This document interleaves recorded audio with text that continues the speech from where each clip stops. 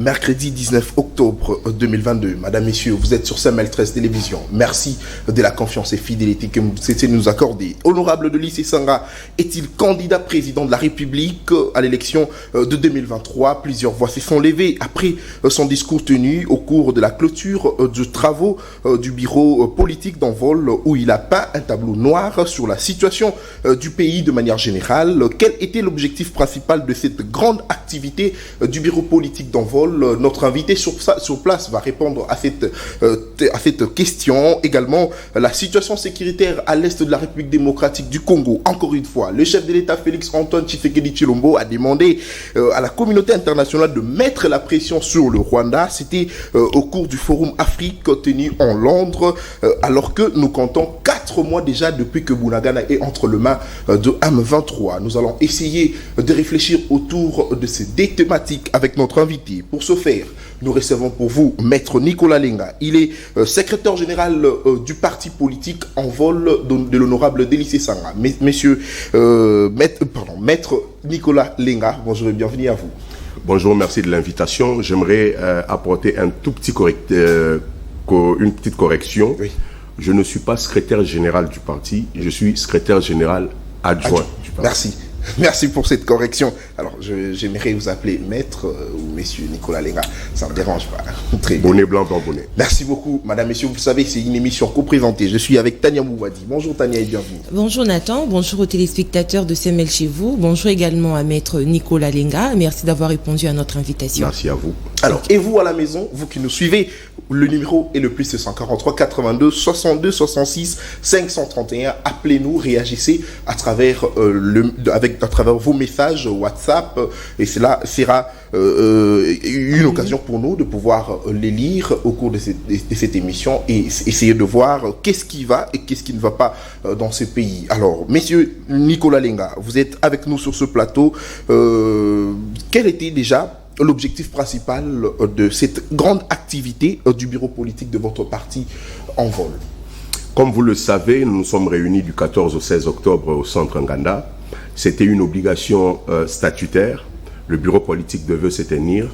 Mais cette fois-là encore, ça s'est tenu dans un format beaucoup plus élargi parce qu'on y a inclus nos coordinations, nos fédérations, nos sections, nos cellules de l'intérieur du pays et même de l'extérieur du pays. On a eu plus de 50 délégations venues d'un peu partout pour cogiter ensemble sur la question de l'avenir du pays. Vous savez très bien que le pays va très mal et il fallait bien cogiter sur l'avenir du pays. Il fallait cogiter sur les nouvelles directions que le parti doit prendre, mais bien évidemment cogiter sur la question électorale. Vous savez que nous sommes à une année préélectorale, l'année prochaine 2023. Il faut absolument et obligatoirement qu'il y ait des élections et donc le parti Envol s'est livré à cet exercice de cogitation sur ces questions. Très bien. Alors, monsieur Nicolas Lenga, l'honorable Delisé Sangha a dit au cours de cette activité que l'alternance de 2018 a été gaspillée.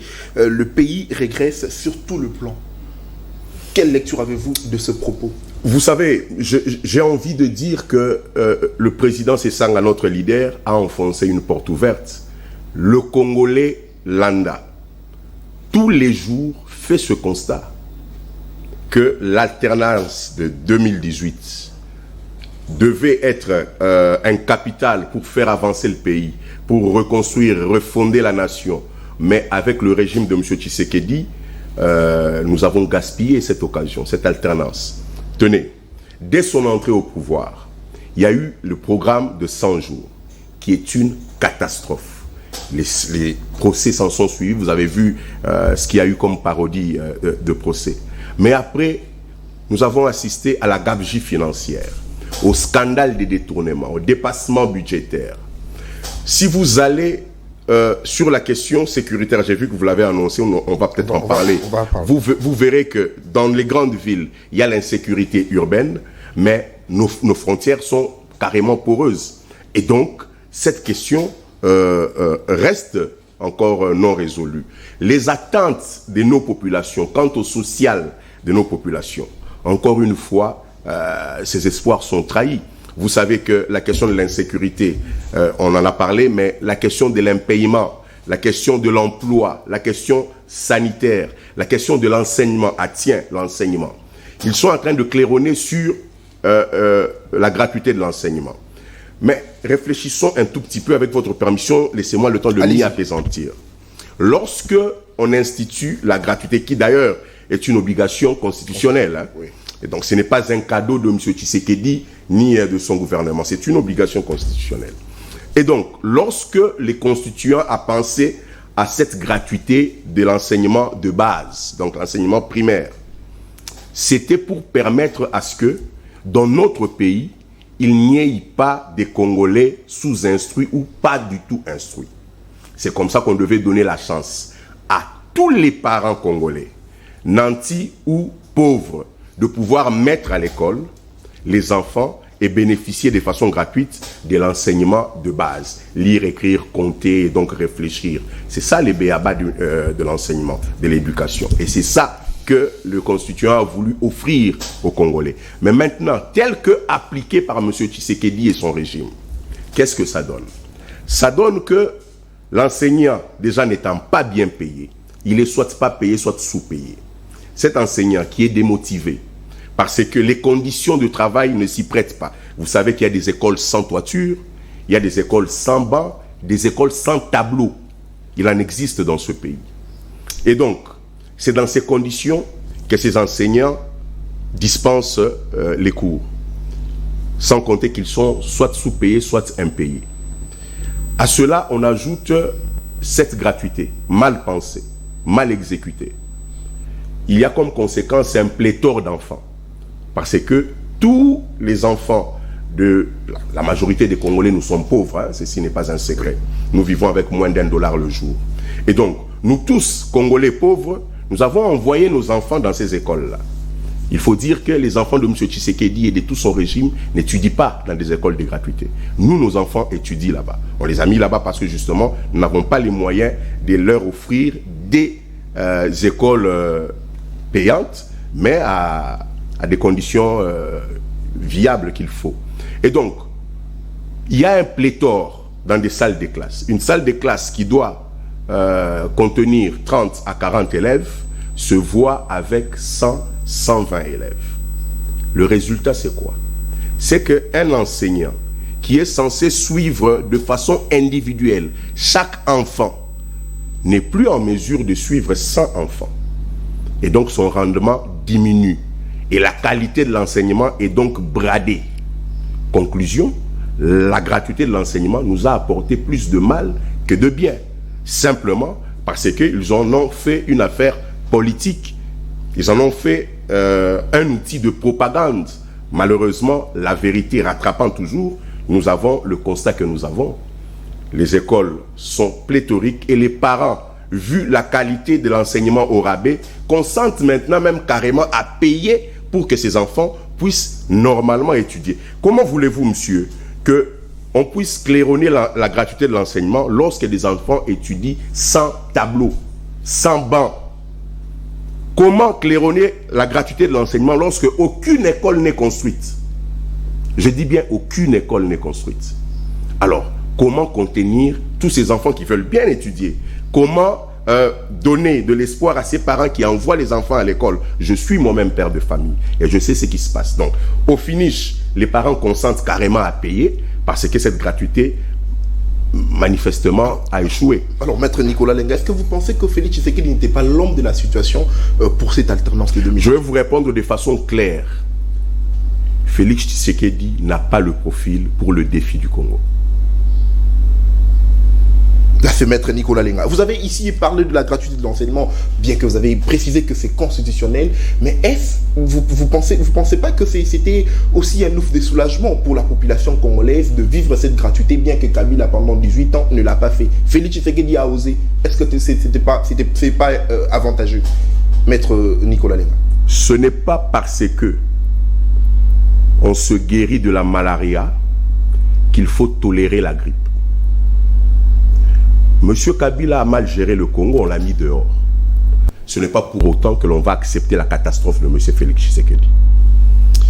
La gratuité telle que pensée par le constituant congolais et donc cristallisée dans la Constitution veut à ce qu'il y ait au préalable des écoles viables qui puissent accepter d'accueillir ces enfants afin qu'ils puissent étudier de façon correcte, avoir réellement cette éducation-là de base. Mais telle qu'exécutée par M. Tshisekedi, c'est une catastrophe. Nous sommes en saison de pluie. Est-ce que vous savez que lorsqu'il pleut, il y a des écoles qui n'ouvrent pas? Mais c'est une catastrophe. Lorsque ils ont le toupet de passer à la télé et de vanter l'amélioration des conditions de l'enseignant, mais c'est à la limite de la sorcellerie. Lorsque l'enseignant, c'est lui qui instruit tout le monde. Avant d'être journaliste, vous avez passé entre les mains des enseignants. On parle de l'enseignement de base. Hein. Avant que je ne devienne avocat, je suis passé par l'enseignement de base. Avant qu'ils ne soient ministres, président de la République, députés, sénateurs, ils sont passés par là. Mais c'est à se poser la question de savoir pourquoi ils sont à ce point ingrats vis-à-vis de l'enseignant. Pourquoi ils sont à ce point ingrats? Pourquoi le secteur de l'enseignement doit être un parent pauvre? Pourquoi on doit délaisser pendant que 80% du budget national part dans l'entretien du train de vie de ces institutions et 20% dans la construction du pays. Et dans les 20%, nous avons à boire et à manger là-dedans. Gabegie financière, détournement, corruption et que sais-je encore. Non, je pense qu'il est temps que les Congolaises et les Congolais marquent un point de repos pour réfléchir et se décider quant à l'avenir du Congo, c'est-à-dire mettre hors d'état de nuire M. Tshisekedi et son régime. Alors maître, parce que vous êtes en train de peindre le tableau noir de l'enseignement primaire, secondaire et technique ici en République démocratique du Congo, ne pensez-vous pas que l'enseignement a déjà été altéré bien avant ce régime? Lorsqu'on accède au pouvoir, madame, on y accède pour apporter des solutions. On y accède pour apporter un plus. On n'y va pas pour commencer à s'expliquer. Sinon, on aurait dû laisser M. Kabila continuer à faire son aventure. L'enseignement était gangréné depuis des dizaines d'années, peut-être même plusieurs décennies. Je suis d'accord avec vous. Mais lorsque on vient au pouvoir, c'est justement pour régler cette question. Ce n'est pas pour venir se prélasser et dire de toutes les façons, l'enseignement était déjà bombardé il y a belle lurette.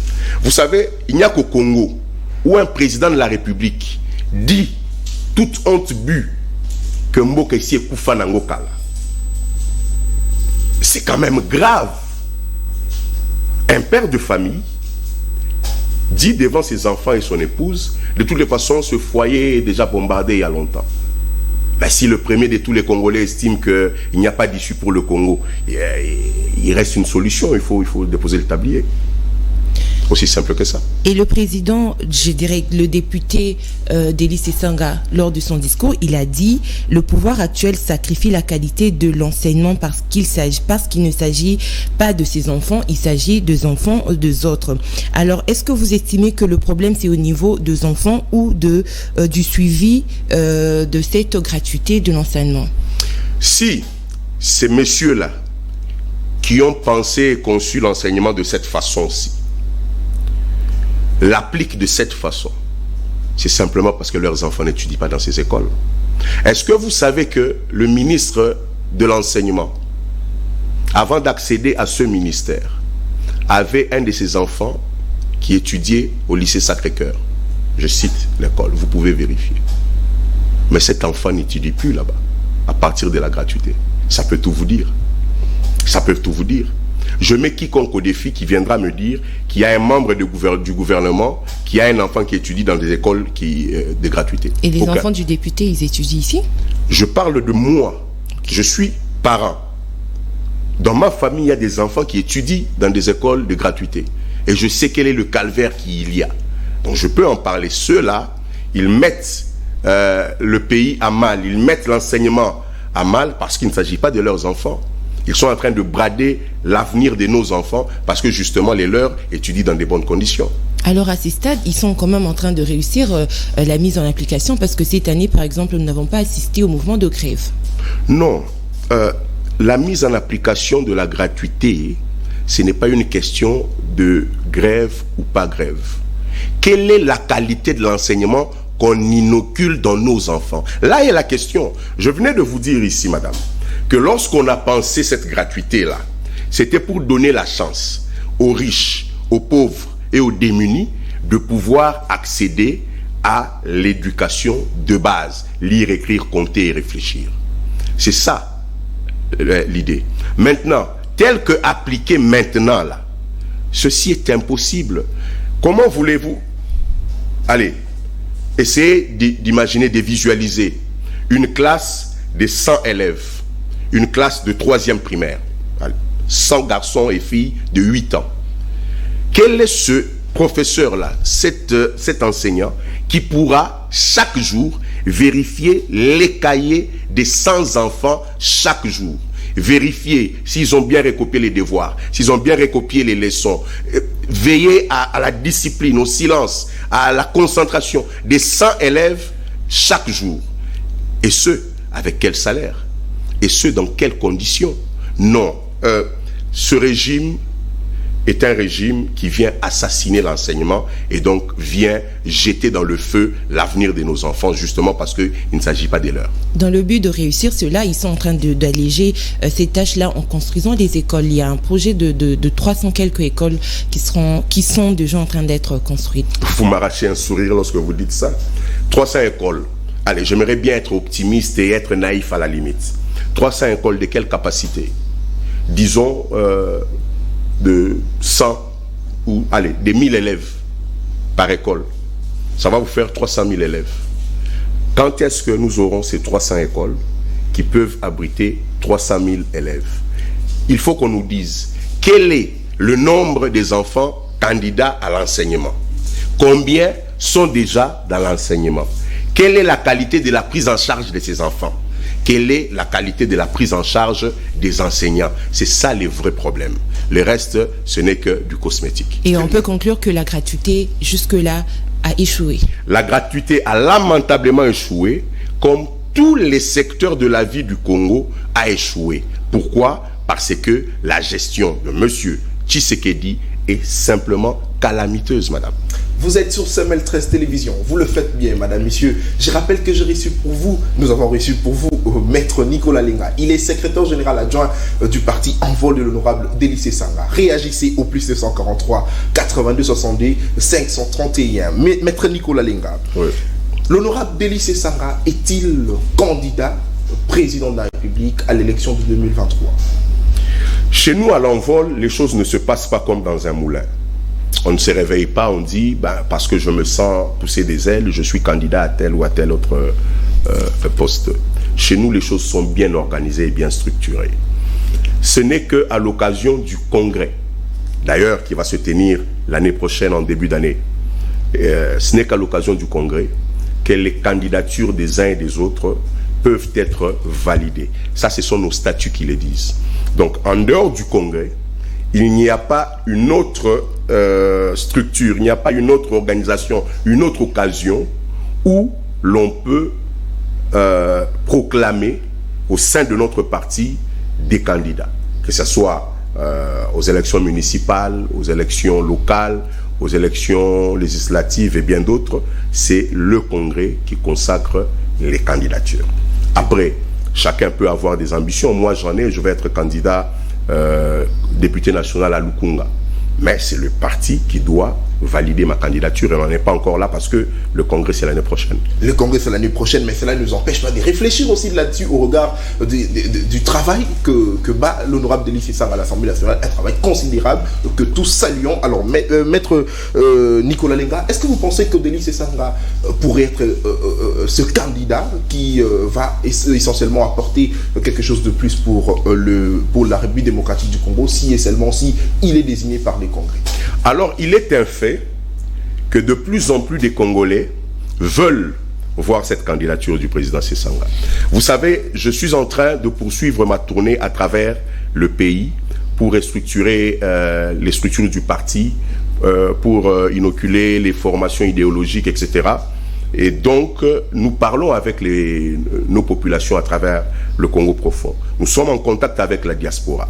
De plus en plus des Congolais sont intéressés à voir cette candidature. Après, la décision ne me revient pas. Les Congolais sont intéressés à avoir cette candidature, mais Maître Nicolas Lenga, est-ce que vous pensez qu'aujourd'hui, Denis Sesanga, candidat président, il va battre ceux qui seront en face de lui, notamment Moïse Katumbi, Martin Fayulu et Félix Tshisekedi d'ailleurs, qui est le candidat à sa propre succession? Ce que je pense, c'est que l'honorable Sesanga est le député le plus prolifique de l'histoire du Parlement congolais. C'est celui qui a produit les plus de lois dans ce pays. Je pense que le président Denis Sesanga est le leader le plus en phase avec la population, parce que il est de tous les combats qui touchent le social, qui touchent la sécurité, qui touchent les réformes pour améliorer le vécu du quotidien. Je pense que Denis Sesanga est un esprit éclairé. Il a à la fois la vision et à la fois la hargne et la vigueur pour cela. Je pense que ce serait une erreur que M. Tshisekedi pose sa candidature en 2023. S'il est face à sa propre conscience, je pense que sa conscience dicterait à ce qu'il s'abstienne de poser sa candidature, simplement parce que son bilan est catastrophique. Après, les autres candidats, chacun a ses valeurs. Déjà qu'il faudrait que les candidatures soient proclamées, en fait, déjà annoncées par les uns et les autres, et puis maintenant validées par la CENI. En ce moment-là, on pourra savoir, dans l'hypothèse où on vole déposer une candidature à la présidentielle, on verra dans quelle mesure. Mais nous pensons que notre parti est la formation qui peut proposer beaucoup pour ce pays, et que le moment venu, nous ferons cet exercice. Alors, vous avez dit que l'honorable Denis Sesanga est un député le plus prolifique, un député qui a un esprit éclairé, mais Maître Nicolas Lenga, est-ce que vous pensez que l'honorable Denis Sesanga pourrait avoir cette fois-ci la crédibilité vis-à-vis du peuple au regard aussi de certaines positions qu'il a? Parce qu'il faut rappeler ici que tout au début, après les élections, l'honorable Denis Sesanga avait, d'ailleurs, dans la Mouka, il avait quitté pour aller battre campagne pour Félix Tshisekedi, alors que tous devraient battre campagne pour Martin Fayulu. Est-ce que vous pensez que cette versatilité un tout petit peu de l'honorable Denis Sesanga pourrait donner de la crédibilité vis-à-vis du peuple congolais? C'est une question que l'on a vidée il y a très longtemps. Je ne sais pas pourquoi elle répondit aujourd'hui, mais je vais me donner parce qu'il est candidat président de la République, il pourrait être candidat président de la République. On doit voir aussi certains antécédents. J'y réponds en toute aisance. Très bien. Pour commencer, le président Sesanga n'a jamais fait partie de la Mouka. Je dis bien jamais. La Mouka, c'était une question des candidats président de la République. Le président Sesanga, en 2018, n'était pas candidat président de la République. Et donc, on ne peut pas lui coller sur la parole. Après, je sais qu'il a l'envergure des autres qui étaient candidats en 2018. Mais ce n'est pas parce qu'il a cette envergure qu'il faut faire de lui un candidat. En 2018, il n'était pas candidat. Et donc, il ne pouvait pas faire partie de la Mouka, qui était une histoire des candidats. Vous savez, ils ont procédé à la désignation. C'était les candidats. Le président Sesanga n'a pas fait partie de cette désignation-là. Au nom de quoi le peuple aurait voulu qu'il puisse aliéner sa volonté au profit de la volonté de X ou Y personne. Il avait fait en 2018 usage de son droit, celui de choisir la personne pour laquelle il allait voter. Maintenant, j'en arrive. Il faut qu'on vide cette histoire de façon claire, parce que votre chaîne est très bien suivie. Et je pense que l'audience est suffisamment au rendez-vous pour suivre ce que nous allons dire. Vous avez le temps, maître. Merci. Il faut que nos populations sachent que c'est M. Tshisekedi, alors candidat, qui est venu demander le soutien du président Denis Sesanga. Tshisekedi est venu demander le soutien de Denis Sesanga. Je le dis ici, face à la caméra. Très bien. Et je mets quiconque au défi. Et la personne qui va en douter, je reviendrai avec les preuves de ce que j'allègue. Très bien. Et surtout, nous avons besoin de ces preuves. Avec les preuves que j'allègue. C'est M. Tshisekedi, à l'époque, candidat président de la République, qui est venu demander l'aide et le soutien du président Delis Esanga. Il est même venu au cabinet de travail du président Delis Esanga. Je peux vous dire avec qui il était, comment ça s'est passé, mais ce n'est pas l'objet de cette émission. Donc, le premier élément, c'est celui-là. Sesanga n'est pas allé vers Tshisekedi, c'est Tshisekedi qui est venu vers Sesanga. Et donc, Sesanga a opté pour soutenir M. Tshisekedi. Pourquoi? Parce que, dans ce contexte-là, c'était la personne qui incarnait le mieux l'alternance. Qui a été gaspillé. Qui a été non seulement gaspillé, déchiqueté. Et c'est en ce nom-là, pour ces raisons-là, que le président Sesanga a soutenu la candidature de M. Tshisekedi. La suite, vous la connaissez. Donc, ce n'est pas une versatilité. Il a été porté au pouvoir, notamment parce qu'il y a eu l'appui du président Sesanga. Arrivé au pouvoir, il s'est vite allié à l'ennemi d'hier. Vous savez qu'on a fait le combat. On s'est opposé à Kabila pendant 18 ans. Nous faisons un effort de soutenir sa candidature. Je parle de Tshisekedi. Nous le portons au pouvoir. Dès qu'il arrive au pouvoir, il va s'allier avec l'ancien ennemi qui est Kabila. Celui que nous avons tous combattu. Premier crime, c'est celui-là. Deuxième crime. Nous voulons sauver le meuble. Nous faisons des propositions. Ces propositions aboutissent à la création de l'Union sacrée, qui avait pour vocation de combattre les antivaleurs et les tares de la gestion de Kabila au sein du régime de Tshisekedi.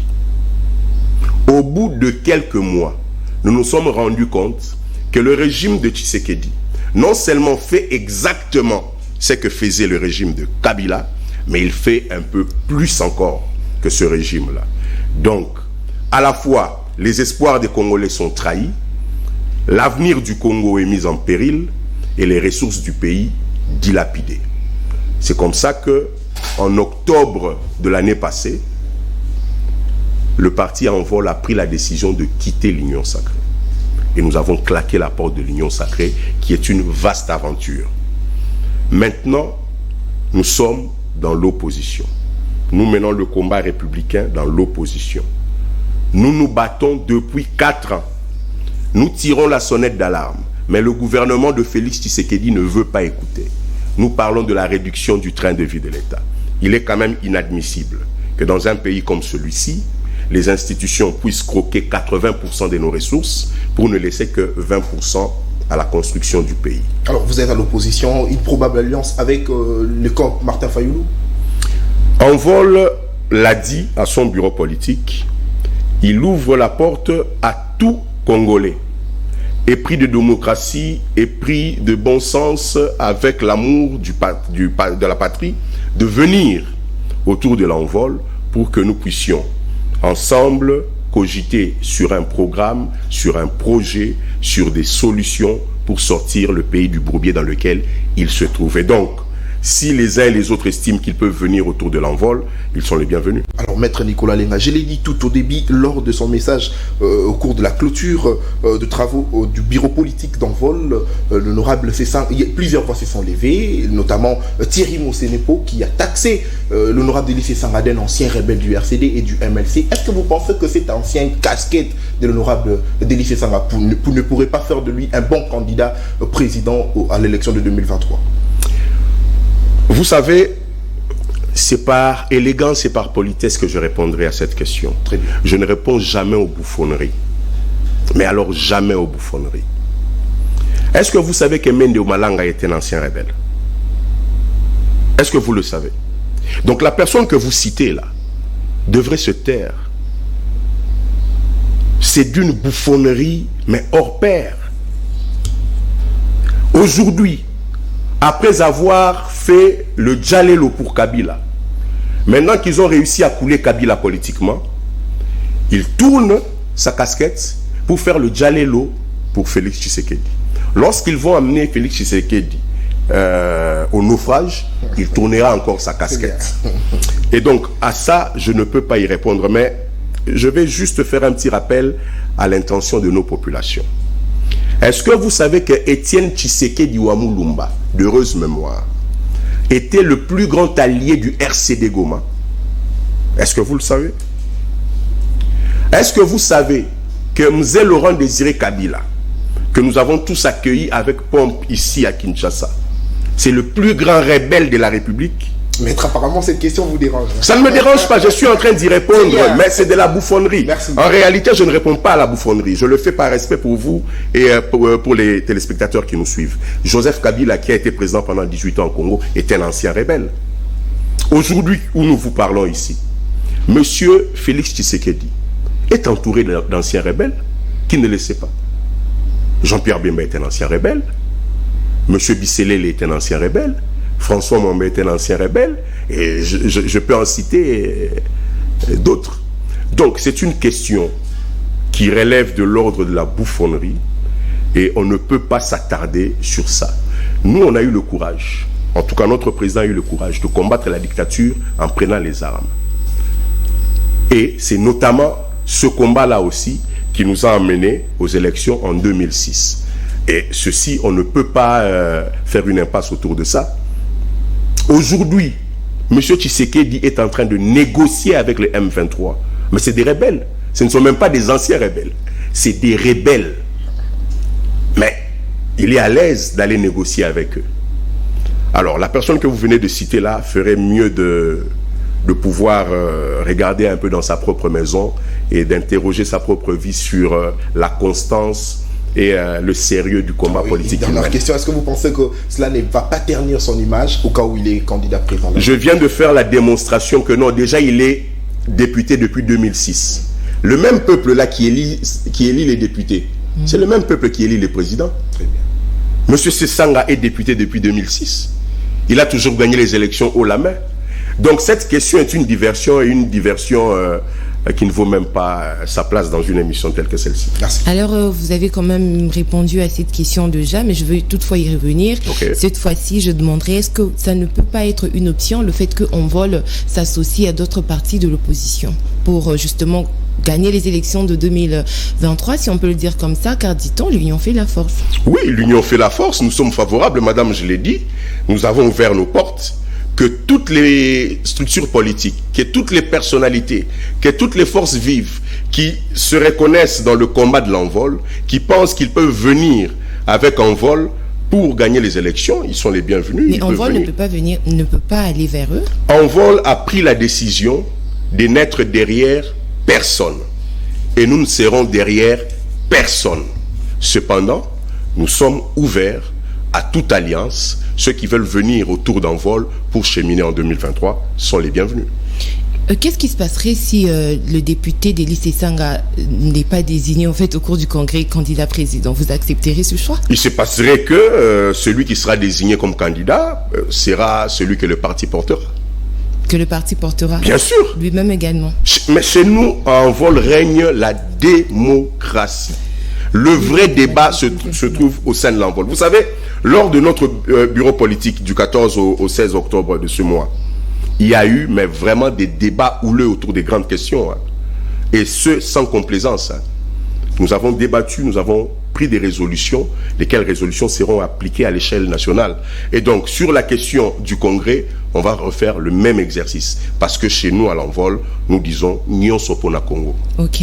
Très bien, alors le plus c'est 143 82 62 66 531, notre numéro. Appelez-nous, réagissez au cours de cette émission et nous allons vraiment lire vos messages. Alors, situation sécuritaire dans la partie est de la République démocratique du Congo. Félix Tshisekedi, encore une fois, demande à la communauté internationale de faire pression sur le Rwanda. Bunagana occupé il y a 4 mois déjà, jour pour jour. Est-ce que la République démocratique du Congo pourrait cette fois-ci compter toujours sur la communauté internationale ou il revient à la RDC de mettre en place de stratégies pour récupérer cette partie du pays? On va réfléchir, on y réfléchit autour de ce plateau avec Maître Nicolas Lenga qui est notre invité. Maître Nicolas Lenga, situation sécuritaire à l'est de la République démocratique du Congo. Vous avez 5 minutes pour planter le décor et puis nous allons vous relancer avec des questions.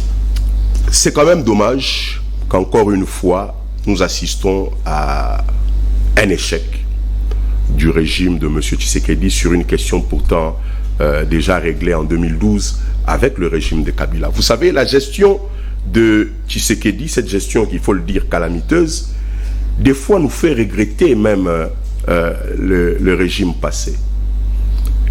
À cause de M. Tshisekedi, certains Congolais regrettent même le départ de M. Kabila. Cette question du M23 a été réglée en 2012. Comment est-ce qu'aujourd'hui, M.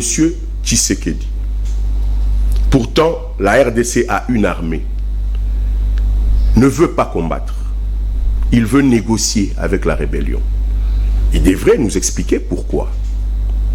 Pourquoi dans ce pays, le gouvernement Tshisekedi ne met pas suffisamment de moyens dans l'armée pour que l'armée soit suffisamment compétitive et récupère nos portions de terres occupées par l'ennemi?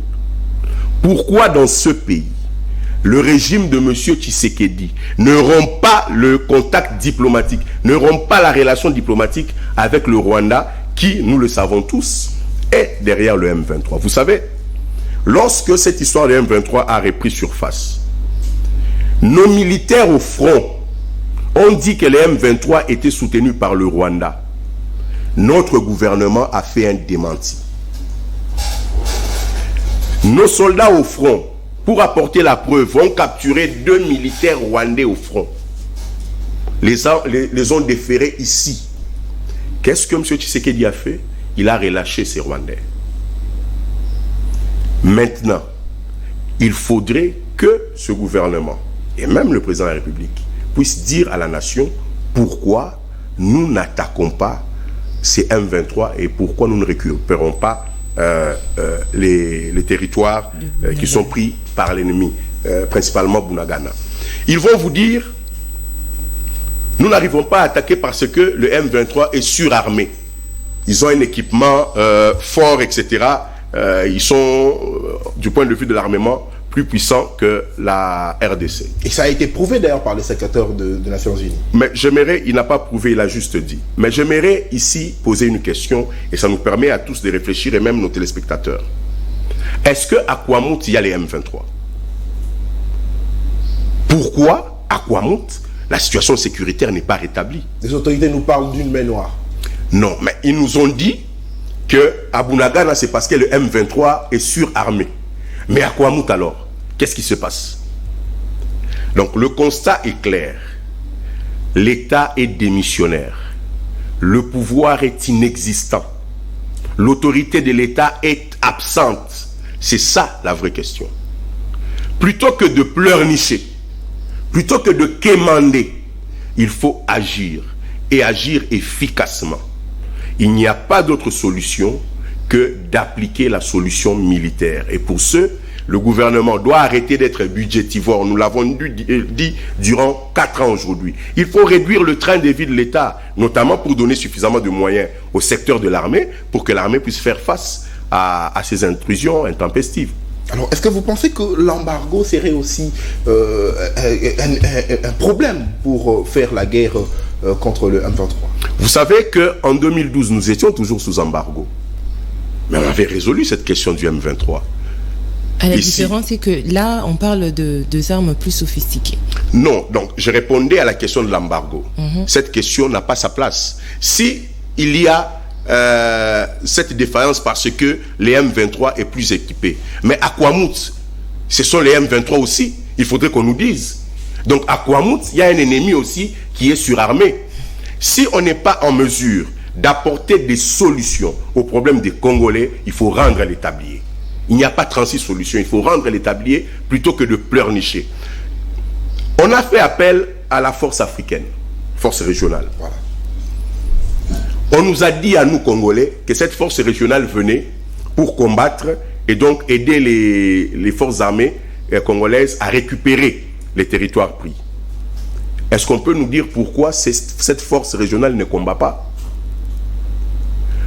Donc on devra penser que les M23, c'est une organisation militaire la plus puissante en Afrique.